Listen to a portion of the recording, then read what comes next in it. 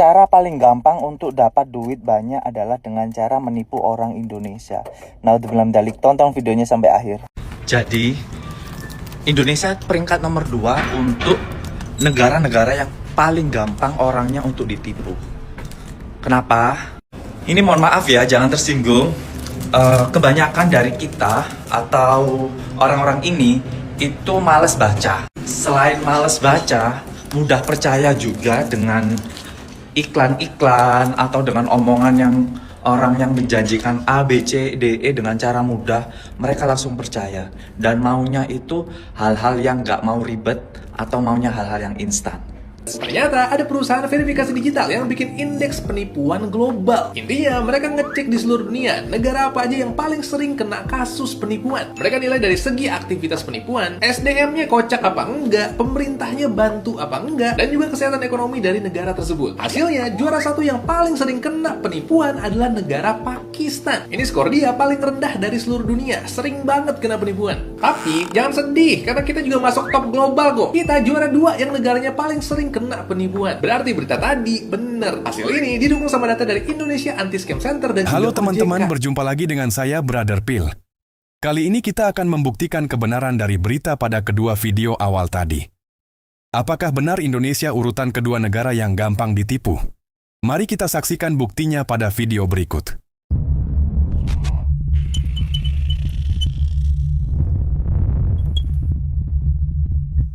Em nome de Jesus, faz sobre essa criatura agora, todo espírito de ira sai. Ai! Meu Deus! Ih, pegou o pastor! Ai! Misericórdia! Tem que sair da frente! Barusan adalah salah satu contoh korban penipuan yang dengan bangga membagikan video tipuan ke media sosial dan menghasilkan ribuan korban penipuan baru. Jelas-jelas video itu adalah hasil rekayasa AI. Dan sangat jelas watermark tertulis dalam videonya Sora AI. Tapi karena menonton dengan kebencian dan minim literasi, akhirnya yang menyebar video dan yang komentar kena tipu berjemaah. Ngomong-ngomong, orang yang nampilin videonya sambil makan itu adalah seorang mu'alaf, jadi jangan heran. Berikut ini adalah komentar dari korban penipuan berjemaah setelah melihat video hoax tersebut. Padahal kucing jinak, begitu mau dibaptis marahnya sampai marah banget. Masya Allah, subhanallah. Kucing aja tahu siapa yang harus disembah. Kucing akan tenang jika mendengar suara azan. Allahu Akbar. Alhamdulillah, kucing hewan istimewa kesayangan Rasulullah. Allahu Akbar. Masya Allah. Oten sungguh luar biasa. Nggak bisa nalar. Dia tahu sang penciptanya. Binatang saja nggak mau sesat. Seular-ularnya ular nggak mau menuhankan ular. Ini manusia menuhankan manusia. Kacau sesat. Kucing juga tahu siapa Tuhannya yang menciptakan dan WG memberi rizki untuknya. Manusia sudah mulai nggak minat, kucing mau direkrut. Dan hebatnya sang kucing saja menolak mentah-mentah. Masya Allah, tabarakallah. Dan masih banyak lagi komentar-komentar lucu dari mereka yang kena tipu mentah-mentah. Kalau kita bacakan semua, tidak cukup waktu untuk membaca kebotolan mereka. Tadi dalam komentar mereka mengatakan bahwa kucing adalah binatang kesayangan Rasulullah. Tapi apakah mereka tahu bagaimana kucing bisa ada? Apakah Allah menciptakannya dengan kun fayakun? Tentu saja tidak. Mari kita dengarkan ceramah Ustadz berikut, yang menjelaskan bagaimana kucing sampai ada. Ada beberapa riwayat yang diceritakan oleh Ibn Katsir. Ada hewan-hewan yang tercipta di dalam kapal Nabi Nuh. Di antaranya kucing. Kucing itu tercipta di dalam kapal Nabi Nuh. Jadi dikisahkan pasokan makanan yang ada di kapal Nabi Nuh itu seringkali didapati rusak. Ternyata setiap hari ditemukan makanan rusak, ada yang merusak. Nabi Nuh alaihissalam memerintahkan pengikutnya untuk mencari tahu siapa yang merusak ini makanan. Ternyata dicari tahu yang merusak tikus, fa'rah. Maka di saat itu Nabi Nuh berdoa kepada Allah Ta'ala, ya Allah, ini makanan kita dirusak sama hewan, yaitu tikus. Bagaimana ini solusinya? Langsung munajat. Allah Ta'ala perintahkan Nabi Nuh, nanti tarik ekornya singa. Ditarik ekornya singa. Hanya perintah seperti itu. Ternyata Allah turunkan al-humma, wabah penyakit demam. Yang pertama kali mengalami penyakit demam itu singa. Ketika singa ini demam, Nabi Nuh diperintahkan menarik ekornya singa. Ketika ditarik ekornya singa, singa tersebut dia bersin. Ketika dia bersin, muncullah penciptaan kucing. Maka kucing ini Allah berikan fitrah untuk membasmi tikus. Maka mulai saat itu sampai hari ini, musuh bebuyutan daripada tikus adalah kucing, dan musuh bebuyutan daripada kucing juga tikus. Jadi ternyata dalam Islam kucing itu bisa ada karena hasil bersinnya singa. Jadi tidak heran kalau teman-teman lihat kucing persis sekali dengan singa. Dan ini semakin menguatkan klaim Don Ditan di mana Islam membuktikan sains. Tadi kita juga baca dalam komentar bahwa sang pendeta ingin mengkristenkan sang kucing. Mungkin mereka tidak tahu bahwa dalam Kristen hanya manusia yang beragama. Berbeda dengan Islam, semua binatang beragama Islam. Seperti kata Ustadz Nababan berikut. Ustadz ngada-ngada aja, memang kambing itu Islam apa? Kok sampai dimurtadkan? Iya, yang namanya kambing, makhluk-makhluk yang lain itu semuanya berislam. Coba buka Al-Quran. Surat Al-Hajj ayat 18. Kata Allah, kucing itu Islam, kambing itu Islam, sapi itu Islam. Dalilnya mana? Baca Al-Quran. Makanya baca Quran. Lihat dalam surat Al-Hajj, surat ke-22, ayat 18.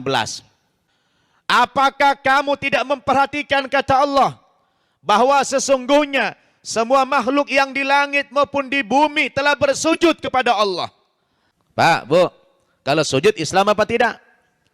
Jadi kita tidak sedang fitnah ya, ini perkataan Ustadz sendiri yang mengutip dari Quran. Pertanyaan kita adalah, jika ada muslim yang makan daging binatang, apakah artinya mereka sedang menghilangkan nyawa sesama Islam? Dan kira-kira hukumnya apa ya jika menghilangkan nyawa sesama Islam? Oke teman-teman, demikian tanggapan kita terhadap peringkat Indonesia dalam hal kena tipu. Saya harap mualaf tadi bisa tingkatkan tipuannya, agar kita bisa jadi peringkat pertama tahun depan mengalahkan Pakistan. Terima kasih untuk dukungan teman-teman. Tuhan Yesus memberkati. Yang mau dukung channel Pil Pahit, silakan scan QR Code ini atau klik link di kolom komentar. Terima kasih. Muslimin, tapi kata Rasulullah, kesibukan para lelaki nanti di dalam surga adalah manusia ceritakan ini. Madros.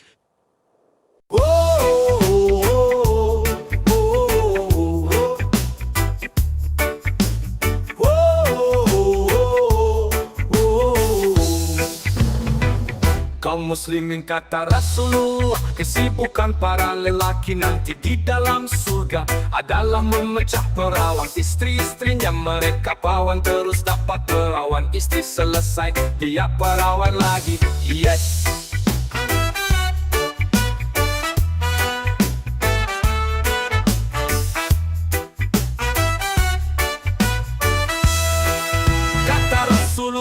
Maaf, ini hadisnya sahih. Tolong baca dalam kitab Tamasya ke surga. Rasul berkata zakar laki-laki ketika dia berdiri karena syahwat selama 70 tahun berdirinya.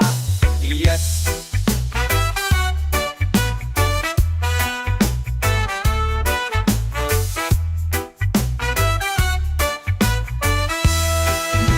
Serius Pak, bagusnya ibu-ibu gak ikut dengar, ini khusus bapak-bapak.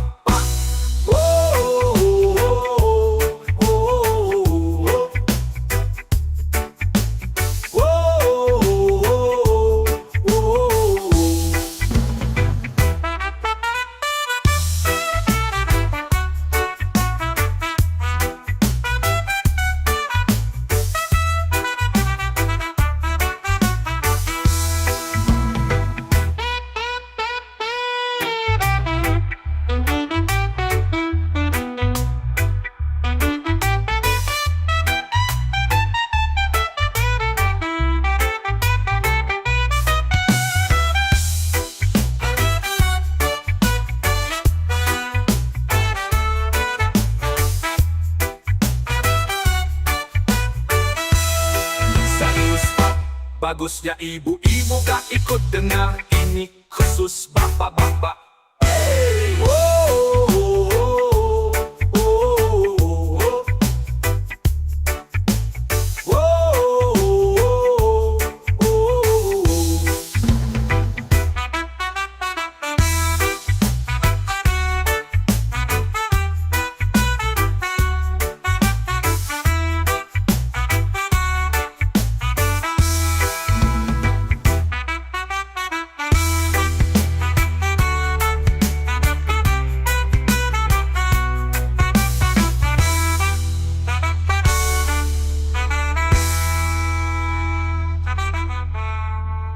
Gitu.